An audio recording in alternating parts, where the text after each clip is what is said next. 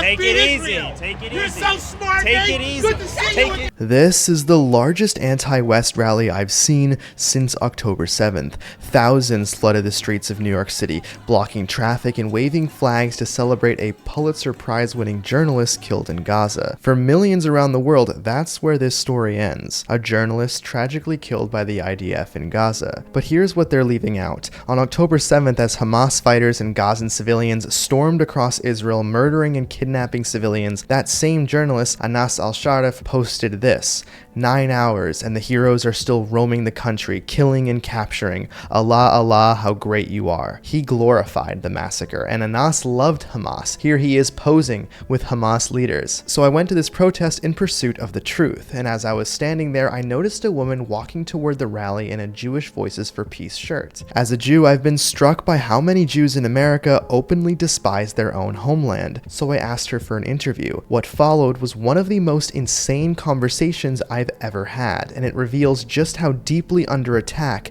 the West really is. Welcome back to the Nate Friedman Show. Can you tell me about what JVP is? JVP is an organization that has existed for at least 15 years, and it's an anti-Zionist Jewish organization. Okay, and I've heard from some Jews here in New York that believe that JVP is anti-Semitic, even though they are Jewish. They feel that they're anti-Semitic. What is your response to that? My response is that sort of is a conflation between being Jewish and being support the state of Israel as a Jewish state. Yeah. Do you feel that Israel is necessary for the security of Jews worldwide? I do not. Okay, and why is that? That's very interesting. Well, I'm a child of the Holocaust. My parents my father was in Auschwitz and my mother was in Theresienstadt the whole war. Your father survived Auschwitz? Yes, he did. It's incredible. Because I don't believe that anybody can get security in an ethno-nationalist state. Okay. I believe that Jews' security is living in a multi-ethnic, multicultural, diverse what do you say to those, political state. Okay, what do you say to those Jews that say that Israel was created because of the Holocaust, for a safe place for them to go? Do you believe that Israel was created for the wrong reasons?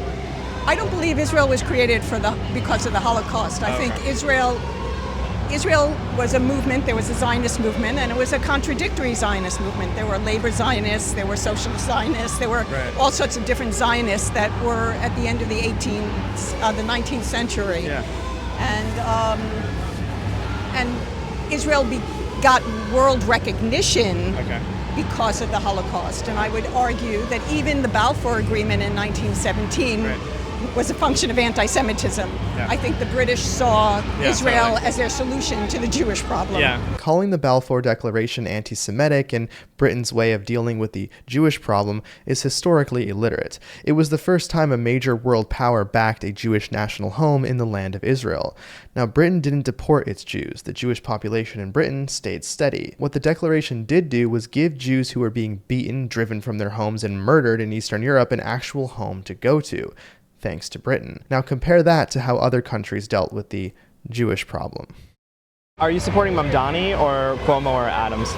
I actually now live in New Jersey, but I support Mamdani, but not necessarily because of his policies on Israel. I think he's just a principled person. Yeah, he's got good ideas. And he brings his political stances on issues beyond the state of it. State of Palestine or Israel, I agree with. I personally am one of these people who in 1980 helped found DSA. It was Democrat Socialists of America. They were known as Democrat Socialist Organizing Committee. Yeah. That shows you my age. So my support for Mamdani and other Democrats who speak their mind and are principled will get my support. Her supporting Mamdani wasn't exactly a surprise to me, but her mentioning that she played a large role in starting the DSA was very interesting. So the DSA, or Democrat Socialists of America, is the largest socialist group in the country. They want to defund the police, have open borders, and hosted a rally in support of Hamas a day after October 7th. Now, the funny thing about the DSA is they actually rescinded their endorsement of AOC. Now, why would a socialist organization rescind their endorsement for the most high-profile socialist in the country? Well, because she isn't anti-Israel enough. AOC doesn't want to defund the Iron Dome, and that was enough for DSA to cut her off. Before getting kicked out, AOC was actually the first female congresswoman to join the org. Now that's what you call eating your own. Now fast forward to today, and Mamdani is the face of the DSA. The DSA mobilized tens of thousands of people to canvass for the socialist candidate. Many don't know this, but Mamdani was actually arrested twice before advocating for DSA. He blocked the road outside Chuck Schumer's office on October 13th alongside Jewish Voices for Peace. 2 years before that, he was arrested at a protest about extending the eviction moratorium. When this guy talks about the policies he'll institute, believe what he says. Yeah, and are you like, my goal as a Jew is to try to like bring us together. I know some Jews are worried that Mamdani will not condemn the phrase globalize the Intifada and believes that Israel is not a country, and they're worried about that combination of ideas, that they won't be safe. What do you say to that? I say that that statement has assumptions of what he believes. I don't think he doesn't believe that Israel is a state. Israel is not a place, it is not a country, it's an idea. Do you condemn that phrase, globalize the Intifada? That's not language that I use. The language that I use and the language that I will continue to use to lead this city is that which speaks clearly to my intent, which is an intent grounded in a belief in universal human rights. I think he's made it very clear that Israel is a state. It just should be it should not be a Jewish state that is exclusively it's exclusively an ethno-nationalist state. Yeah. No one, my answer to, so that was your issue about Mamdani, about the state. No, not mine. It was just that. No, I understand the global intifada. Yeah. I think people are. That it references the suicide bombings and the car bombings. Well, yes, it could. It does not necessarily mean that. It could mean suicide bombings and car bombings. Yeah, and in practice, that's exactly what it became. The word intifada has been hollowed out by people like her, who hide behind its neat translation of shake off or uprising. But you lose that luxury of semantics when the so-called intifadas have left over 1,000 innocent Israelis murdered, blown up on buses, stabbed in the streets, and massacred in the markets. Take the Dolphinarium massacre, when a Hamas suicide bomber walked up to a crowd of young people waiting outside a Tel Aviv nightclub and blew himself up, murdering 21 young Israelis in cold blood. 16 of them were just teenagers waiting to dance on a Friday night. That wasn't an uprising, that was the deliberate slaughter of innocent civilians. And there were countless attacks just like it, all carried out in the name of Intifada. So when you say the word casually today, you're not invoking some noble struggle, you're whitewashing a campaign of terror against civilians. Quickly, for the people who care about the language and who feel really concerned by that phrase, why not just condemn it? Intifada does not mean that. And globalizing the Intifada for many people just means liberating people. Yeah. Doesn't mean. And yes, unfortunately, peace has never worked in the Middle East. And there's been a history of different forms of resistance. Yeah. And peaceful resistance has always been met with killing by the Israeli state as well. Yeah. Was it peaceful resistance when in 1974 Palestinian terrorists stormed a school in Ma'alot, taking over 100 children hostage and murdering 22 of them? Was it peaceful resistance when in 2002 a Hamas suicide bomber walked into a Passover Seder at a hotel in Netanya and murdered 30 people at the dinner table? And was it peaceful resistance on October 7th when Hamas massacred 1,200 Israelis, raping women, beheading civilians, and burning families alive in their own homes? As we continue this conversation, you will thoroughly understand how it was possible that Jews supported Hitler in the 1930s. I am going to expose to you who she really is, but first, did you see that Trump might send the military next into Baltimore in order to clean up the crime there too? When I went to DC for inauguration, part of why I loved it was because it felt very safe. The last time I was in DC, not so much. The left-wing media is calling Trump's potential move into Baltimore an authoritarian overreach and said he's manufacturing a crisis, while the right is calling Baltimore a crime-ridden disaster and praised Trump for being ready to send in the National Guard. That is proof that you can be reading about the exact same story as someone else in this country but feel like you're getting completely different news. And that's why before going out to film, it's crucial I understand what both sides are thinking so I can ask great questions. The easiest way for me to do that is to read Ground News. It's an app and website where they aggregate the news so I don't have to click on each individual site to see what's really going on. If you want to see how that person in your life sees news the opposite way that you do, then the Ground News blind spot feed will do just that. It doesn't just show you what's trending, it exposes what each side is choosing not to cover. If you want to continue staying informed about what's happening around the world and how different people are reacting to it, then check out Ground News. It's one of the best ways you can support this channel, and there's such a perfect match for us that you can get 40% off the same plan that I personally use, which is the Vantage plan. Just head down to ground.news/Friedman or scan the QR code to help us cover the security costs, which were much needed for this video, and experience the news from a whole new perspective. Do you feel like Israel is the problem that there is not peace in the Middle East? Do you think it's because of Israel? I think that's a broad question. I think at different times the answer could be differently. Yeah, I mean right now, correct. At this moment, yes, Israel is a hegemon supported by the United States, and I would argue that we, after the Suez Canal, made a political decision to support Israel and build it up as a military power, to be our arm and control in the Mideast. That makes sense. And I do believe that Israel now is the aggressor and has been and has committed enormous human rights violations and has made it impossible for the Palestinians to live. How would you have preferred Israel respond to October 7th?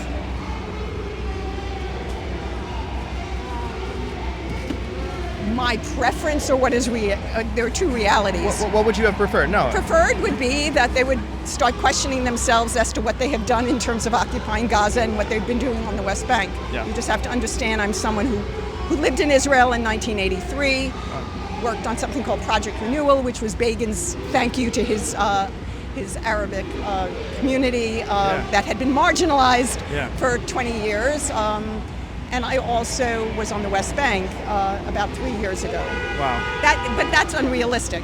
What would have been more realistic is they would have done their normal retaliation, would have lasted 2 weeks, and then gone back to a peace and started thinking through. So you just wanted it to be like quicker, like for them to not drag. Well, it's not just quicker. I mean, any state that feels that it's attacked is going to respond. Right. But the whole framework, the framework of Hamas being a terrorist organization and therefore has to be eradicated, when I'm somebody who believes that the state of Israel is a state terrorist organization. Okay. So do you believe that Hamas is a terrorist organization or not? I believe that Hamas practiced terrorism and committed human rights violations on October 7th. But you don't believe that they're a terrorist group?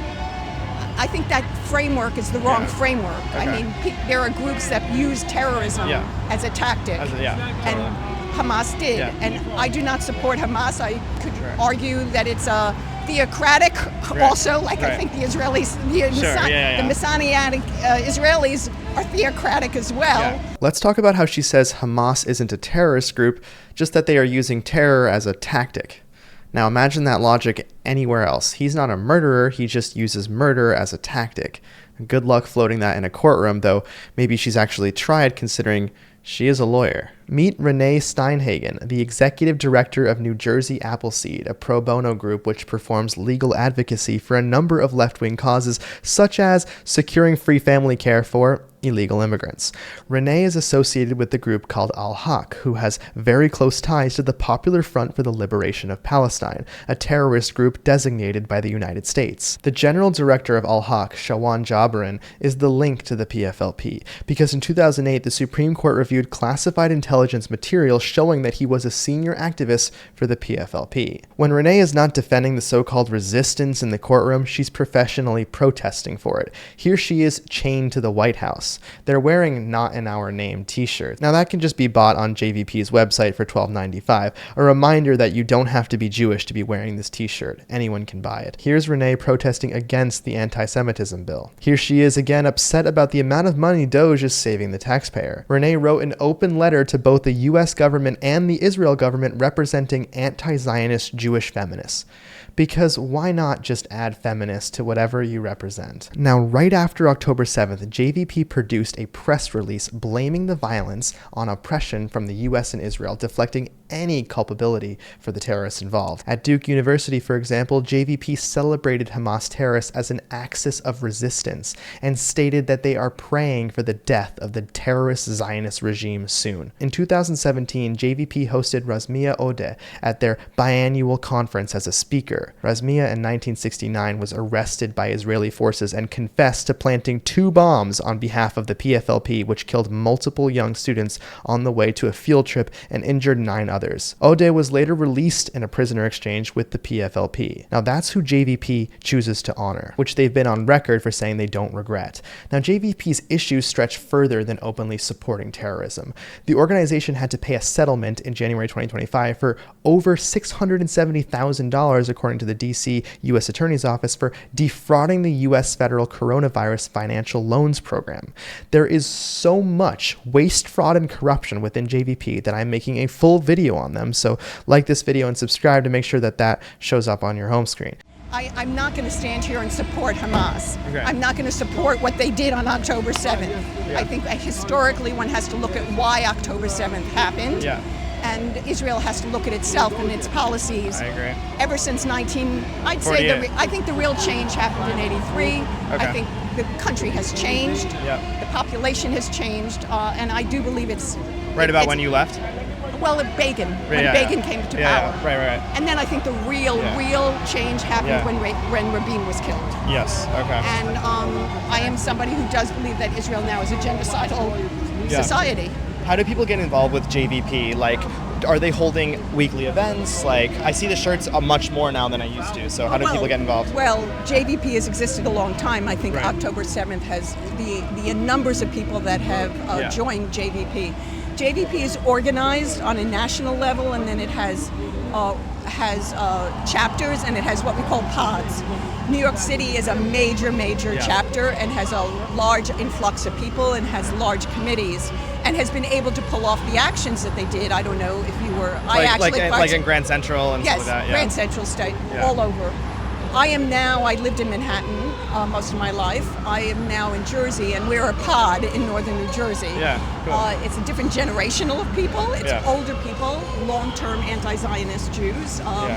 And we organize more so with other allied people in the Palestinian solidarity So you're seeing movement. it grow. You're seeing more anti-Zionist Jews. Well, we had an annual meeting in Baltimore, and it had 2,000 Jews, and I can tell you that it was the number of young people that have come to the organization. The organization has older people, but I don't think that's the new attraction. But there's a lot of young people now.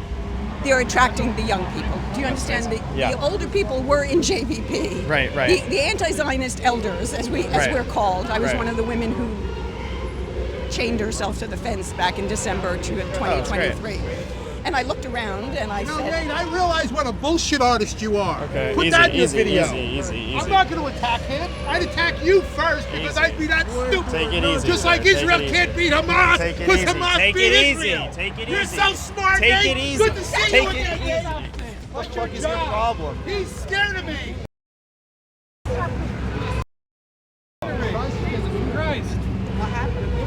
This dude is attacking me. What? He's just a freak show. I don't know. He's just... Protect him. Make sure you protect him. I'm sorry. I know. Crazy. Protect him. Protect him. I'll let you go. He's the one you got to protect. You get me out of here. Don't kidnap me. Please don't drop a bomb on my home. All right. Thank you, officer. Do me a favor. Don't follow. I'm not gonna... Thank you. I appreciate that. Do what you got to do. Don't antagonize him. I didn't do anything. Okay, I'm just asking. That's all. Thank you. Okay. Yeah, there's a protest today. Wait, so... You filming them? Were you filming them? I was doing an interview, but... So the response is that I antagonized him? I was just doing an interview. We don't know what happened.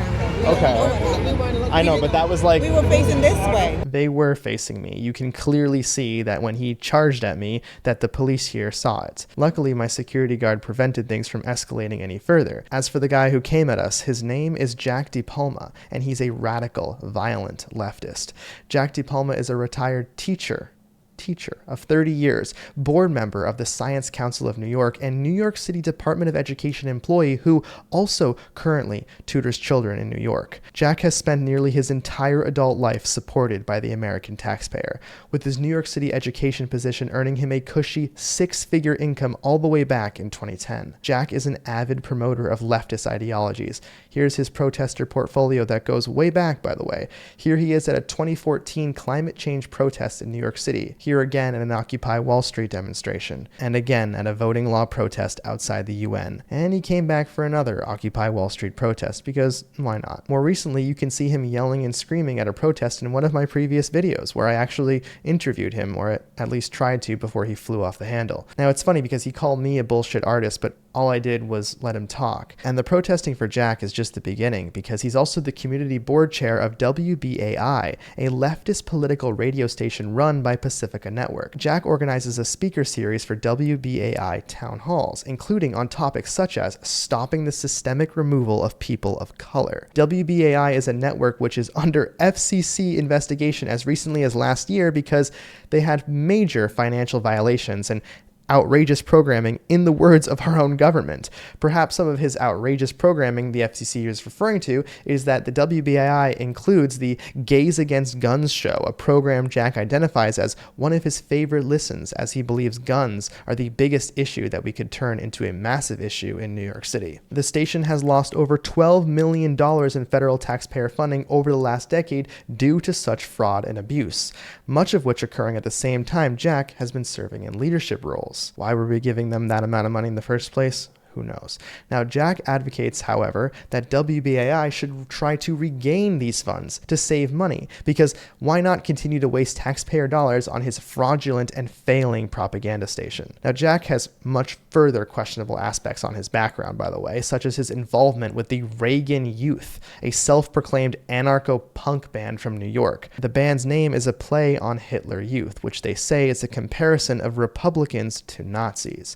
Clearly, Jack spent his 30 years as a teacher positively impacting the lives of students, because this Hitler Youth-inspired band cites Jack as fundamental to their founding, claiming that when they were his students in high school, he was heavily involved in their lives, bringing them to shows and guiding them through show business. More strangely, perhaps, is the fact that the band states that Jack regularly took them out to get hot dogs at 4 a.m., which seems like highly, highly questionable student-teacher activity. Good shit, brother. I like your shit. Thank you. I appreciate it. Yeah, I just rolled through randomly. I'm visiting from Chicago. And I've seen a couple of your clips pop up. I was like, it's cool. He's like somebody relatable, our age, that I'll trust this man over whatever else I see out there. So I appreciate it. I just wanted to come by one more time. Like, this is who I thought it was. Yeah. Right? So I really appreciate Yes, sir. All right, guys. Bye. It is so awesome to meet you guys in person, and it's an honor to hear that you watch the channel to really know what's going on, because that's what I'm trying very, very hard to do. Now, I'll tell you a few more important parts real quick about this protest that I didn't get a chance to share yet. The amount of self-hating Jews was more than I had seen at any other protest in the past. I am talking about kippas with keffiyehs, more Jewish voices for peace, one of which was also a teacher, by the way. I'll play a small clip of walking up to these women and watch how I slip up by accident and say the country of the necklace that she's wearing. One little mistake. I might have actually had this interview if it wasn't for this. What are you writing for? Because I have a lot of spies around. No, I'm not a spy. I have a YouTube channel, and I have an Instagram where I just upload my interviews around New York City. And I'm seeing the Jewish t-shirts. I'm Jewish too, so I just want to know what the community is saying. It's up to you. Is that okay? Up to you. I noticed the Israel necklace. I think a lot of people just want to know. Oh, excuse me, Palestine. This is Gaza. Yeah. You guys don't want to say anything? Amazing. Someone else will. So you can clearly see that these self-hating Jews are denying the existence of Israel, the very people that are fighting Hamas, who want to eliminate every non-Muslim in the world, including them. Hamas won't care if you're a Jew who supports them or not. The people who were targeted on October 7th were the most pro-Palestine Jews in the world. Now, this protest had Khalil and other major figures in the movement speaking. Thousands of people came to honor a journalist, and there was no mention of how an Al Jazeera journalist was holding hostages in Gaza before they were rescued. Thank you for watching this episode of The Nate Friedman Show, and on your screen is our previous episode where we exposed 2 more professional protesters, one of which is also a teacher. I'll see you there. All right. That's great, but I don't want to do an interview. Thank you very much. All right, man. Thank you.